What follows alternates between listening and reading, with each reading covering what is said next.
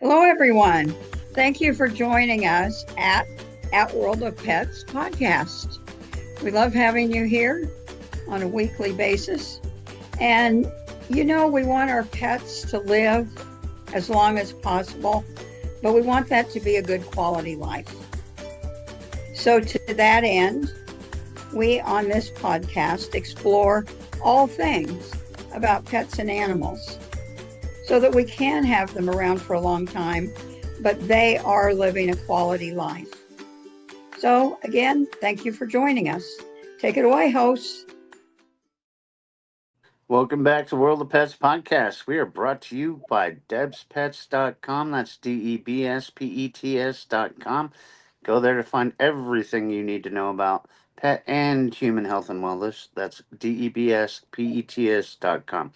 Our special guest tonight is Taniyah Parker, and we are going to talk about dog training tips for real adventures. Taniyah, welcome to the show. Thank you for having me. Where do you want to start? Well, I guess I should probably start with introducing myself. So I am the owner and operator of Six Paws Training Camp, which is an in-home dog training service. I'm mobile as well. And I help pet owners with obedience training, behavior problems, as well as outdoor recreation. So the cool thing about the outdoor recreation is I specialize in hiking, camping, and also shock-free rattlesnake avoidance training. Very good. Very good. All right. So let's start with from the beginning.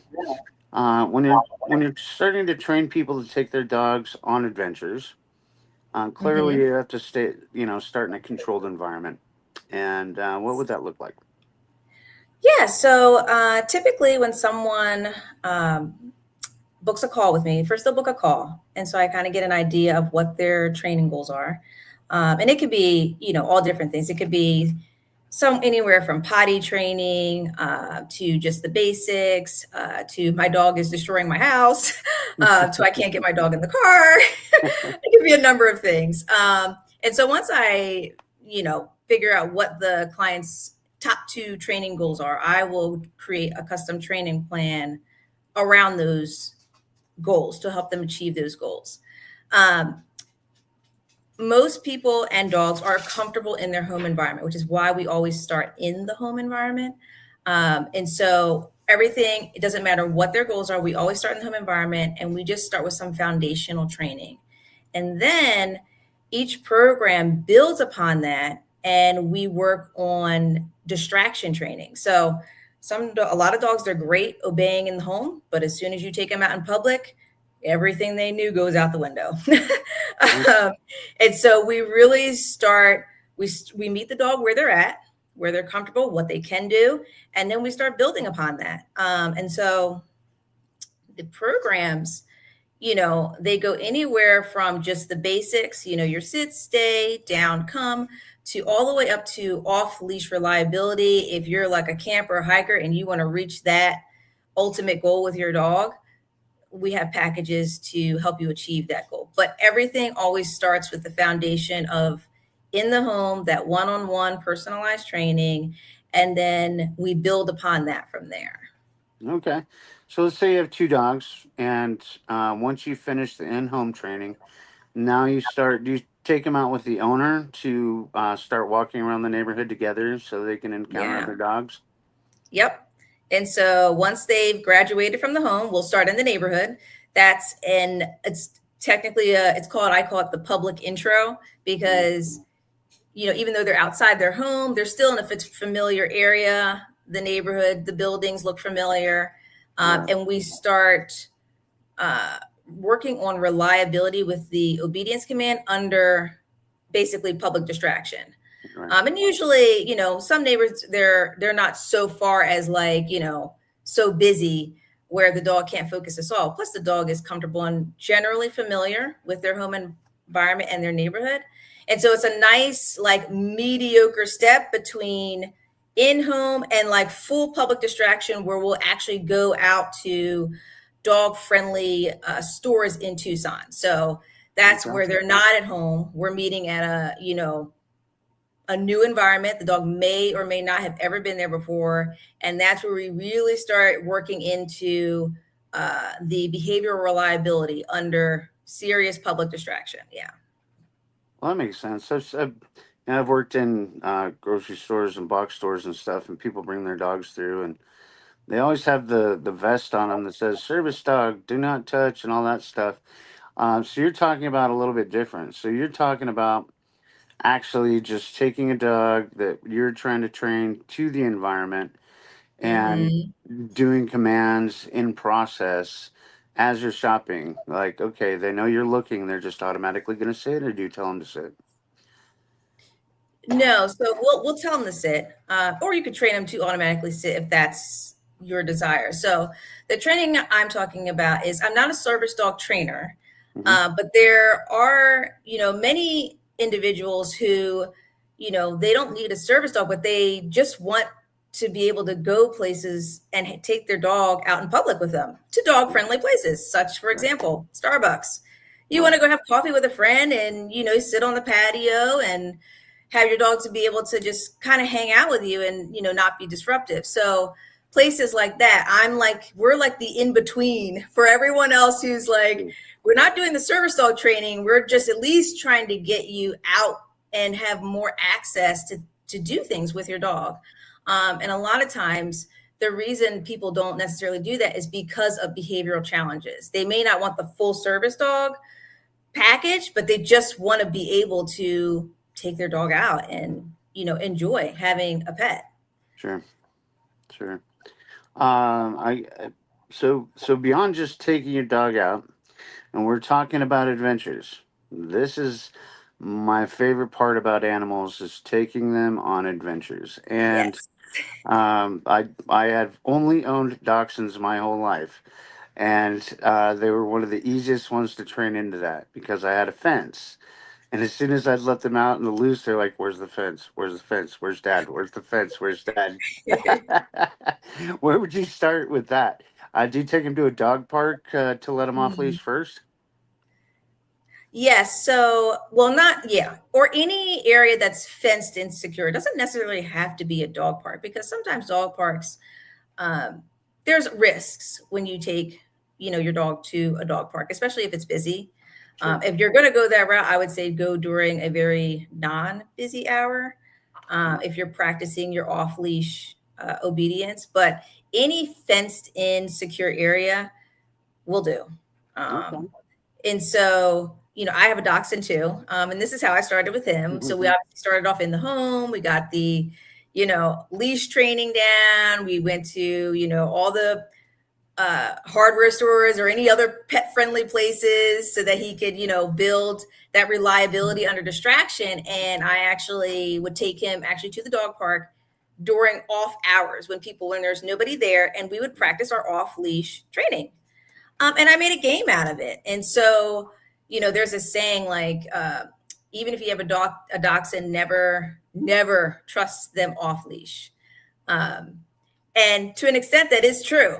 But when you are training in off leash for that reliability, I can actually call my dog off of chasing something Hmm. because we've practiced it. So he can be mid stride chasing after a bird or a squirrel, and I can call him out of that. Right. But, obviously that takes practice in that context. Hmm. Yeah, no, that's right. So I'm just gonna. All right, because all right. Let's talk about cars next because I have a story about dachshunds and Oh, cars. okay. So, so you train them to get in and out of car. By the way, the shopping cart thing. When I go shopping, what I would do is just bring his blanket. It smells like him. He's comfortable with it, and I put it Yeah. in the basket, and he just stay Yeah. there. Right, zero problems. People would come up and pet him, and everything was just fine. Right, so he was comfortable around that kind of environment. Anytime that there was a big dog nearby, I would just cover his eyes and pet his back, that kind of stuff, so he didn't see the other dog because I know how dachshunds can be, and that worked Vocal. fantastically, by the way. Yes. But yeah, tell me about training them to be in the car, where you have to stay focused. but you want them to calm down. Yeah, and I just want to clarify. You said car and not cart, right? Cart first while shopping, and Okay. then yeah. So if do you put your dachshund in a cart while you go, or do you keep them on leash? I used to do the leash, but I have a 10-pound dachshund. He's a mini dachshund, so Mhm. uh, he's so small. And people, I mean, if you're putting your shoes in your if you're putting yourself in your dachshund shoes, everything is larger than you. Mm-hmm. And so when I have my dachshund on a leash, he's so small. And if I'm walking him on a leash and it's a busy corridor, it can be a little scary because Sure. you don't want to get stepped on. And so, yeah, I had started when I would go into dog friendly places, I would put him in a cart just to kind of give him a little elevation.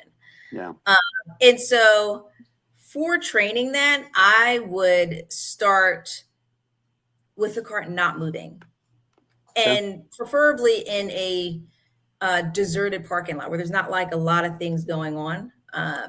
And just, obviously make it comfortable like you did.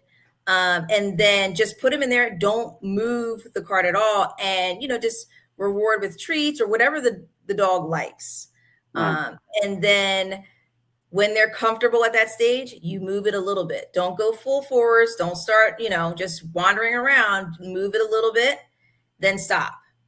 Then, give them treats, praise, whatever they like, and then move it a little bit more. So you want to break things down into comfortable stages for your dog that they as an individual or are comfortable with. So not every dog progresses at the same speed. Mm-hmm. And so you have to kind of gauge what is your dog's um, speed preference in terms of progressing to the next stage of training. Sure. All right. Well, so we went from pushing carts to now cars, and mine always liked to sit in my lap, but I would always start 'em not in my lap. All right. I'd have their bed next to me and the seat next to me, have the AC on. They would like it, and then Mhm. they'd eventually want to walk across, of course, while I'm driving, and it's a distraction, and then they want to sit on my lap. Yeah. Is that a part of regular dachshund behavior, by the way? I don't allow mine to do that for safety reasons. But I do know dachshunds, they definitely love to cuddle, they love to burrow. But mine, I actually keep him in the back seat. And I have a little bed and things for him. But for his safety, while I'm driving, it's kind of hard. They're, your dog, like when they're in the seat with you and you're driving, it's like, at least for me, I'm not fully focused on the road if my dog is in the seat with me. And so I would definitely prefer him to stay in the back, especially if, something did happen. I don't want him going through the windshield. Sure. That would be so detrimental. And so, yeah, I don't do that. I have seen, there are owners that have their dogs in the seat with them while they're driving, but I almost wouldn't recommend it, just purely on safety. Yeah. Well, I've seen the harnesses you can put over the head covers and Yeah, little puppy seatbelt, if you will. yeah. I recommend that if you're easily distracted, personally. But mine would just cuddle up right between me and the door and just lay there the whole Aw, time. So yeah, yeah. they See, weren't mine really a doesn't keep still. distraction. He fidgets. I call it fidgeting. He likes to move around. Yeah. Unless he's like in a secure basket, that's his spot. That's what he likes. And I'm like, okay, we can do that. Right. Well, I'm going to move us on to adventures on this one, and I'm going to tell mine first. So I Okay. just went fishing with my wife and daughter. This is a long time ago, and as soon as it started getting dark, we're like, all right, fish aren't biting. We're out of here. So we packing up all our gear, got the doors open.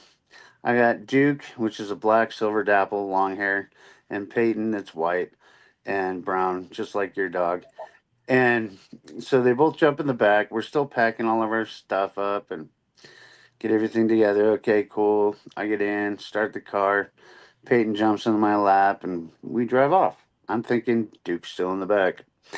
So we drive off about a quarter mile.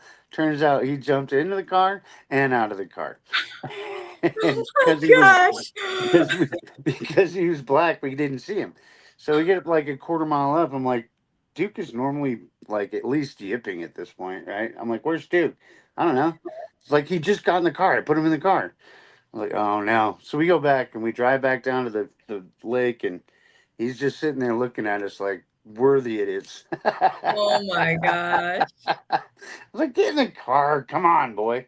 Yeah, Oh my gosh. That's so that's an amazing. adventure story. But yeah, Yeah, there were such good camping dogs. I can't even tell you.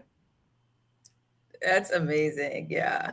So, all Yeah, right, I tell me about your adventures and how you train people into adventure dogs.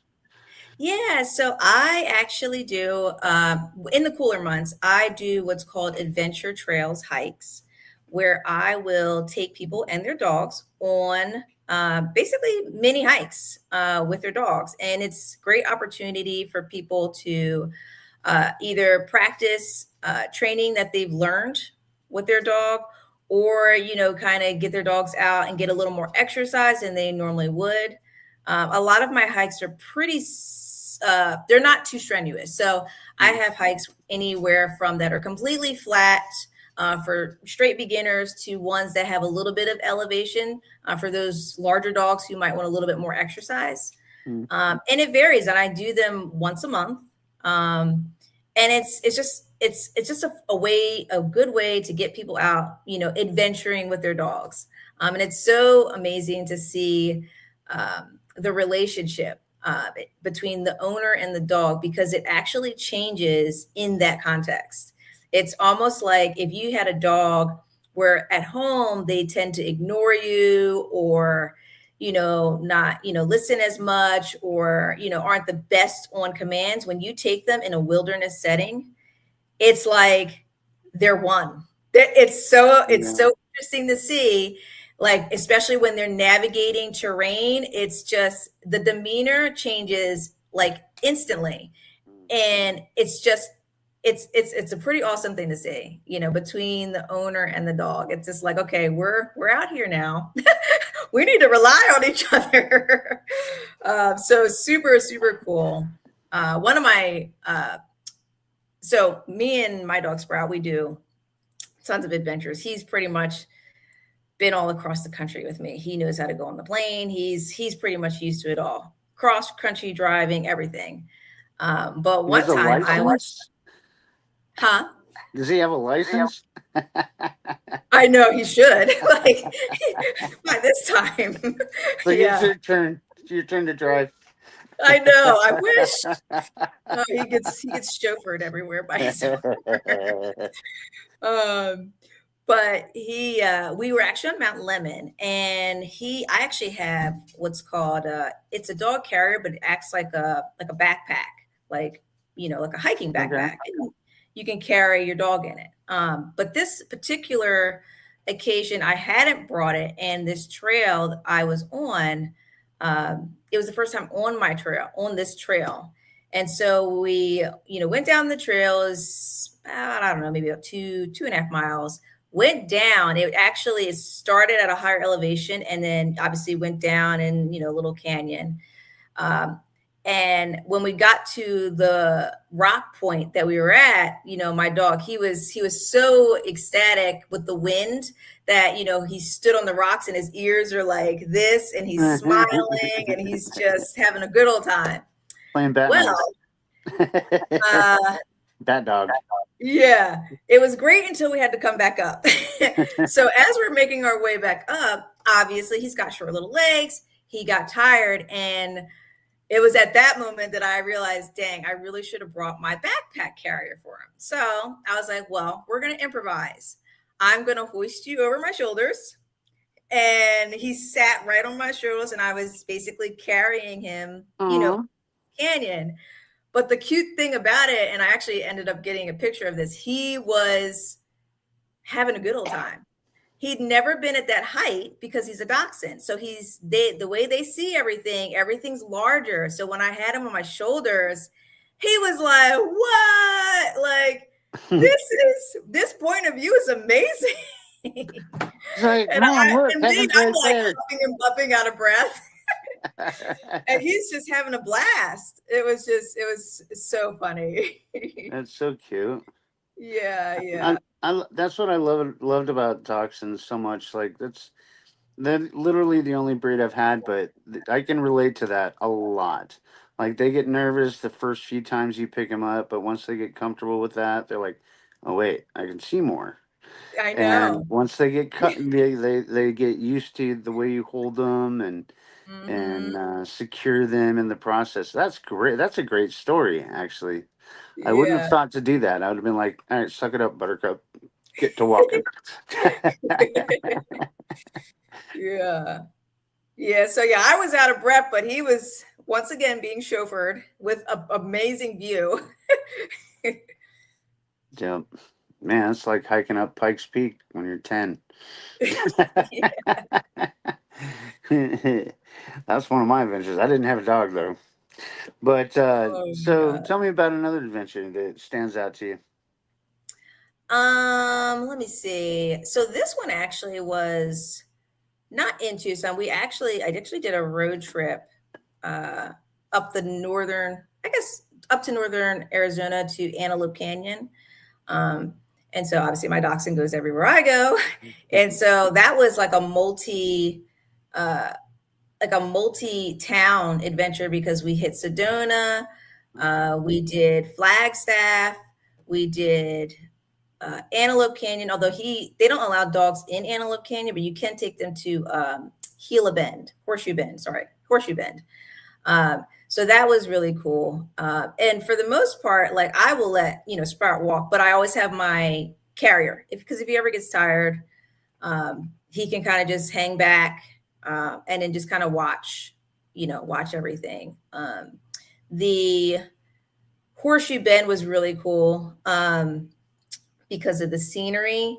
And so I don't know if you've ever been there, but when you go out there, I feel like it was about a mile and a half walk one way, I want to say. So it wasn't too bad. And, with him, the funny thing is at one of the stops, I don't know if you ever seen the Lion King when Of they're course. holding Simba up. Oh. So, Yeah. my dog is brown. And so I had him up on like one of the rocks and I did the Lion King thing and I played the music and it was hilarious. That's epic. Oh, it's so hilarious. That's epic. Yes, yeah. Totally something I would do, by the way. But yeah, he's such a good travel companion. We've been to LA. That was interesting because LA is a different. It's different than obviously here. Very Mhm. busy, especially when you're walking on the sidewalks. Lots of noise, fire trucks every 2 seconds, and so he's just like a regular old. He just goes along like and partly the reason why he is like that is because I've trained with him in these different contexts. Right. So for him, he's like, oh, mom's going. Oh, this is where we're going. And doctors, they don't Hmm. really have any fear. They're ready. Hmm. Um, and so yeah, many, many, many adventures with me and my dog Sprout. So great. Yeah, Yeah, I took a car for my daughter down to Texas one time, and I had Duke and Peyton with me, and they just sat in the passenger seat, panting. I'm like, okay, cool. And went through New Mexico, Oklahoma, down to Texas, and they were just great. They were just great. Every once in a while, I'd roll the window down. They'd stick their heads out and be like, all right, we're cool. And stop yeah, every 2 hours, whatever. It was only like 5 or 6 hours one way, so it wasn't that big of a deal. But yeah, they're the best travel companions because they had their bed sure. just sitting right there next to me in their blanket, and they were cuddle buddies with each other, and Hmm. they didn't need me until Duke passed. So that was a good. That's the longest trail that I ever took as far as trip, I should say, with a dog. I used to go to the mountains all the time with them too.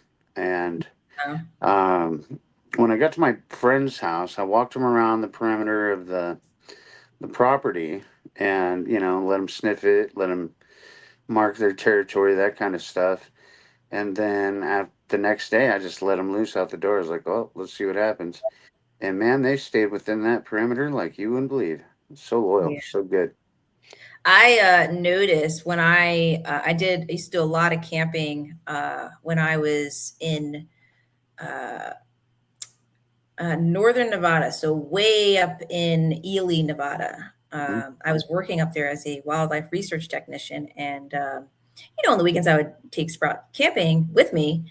But I have noticed that he will not be comfortable unless he does a perimeter walk around the Mm, campsite. So once I get there, he will he'll just be antsy. He'll keep, wandering off. So what I do is I'll set up my tent and then I'll literally take him and let him walk the perimeter. And then once that's done, then he's more comfortable mm-hmm. within the campsite. He's like, okay, I know this is our space.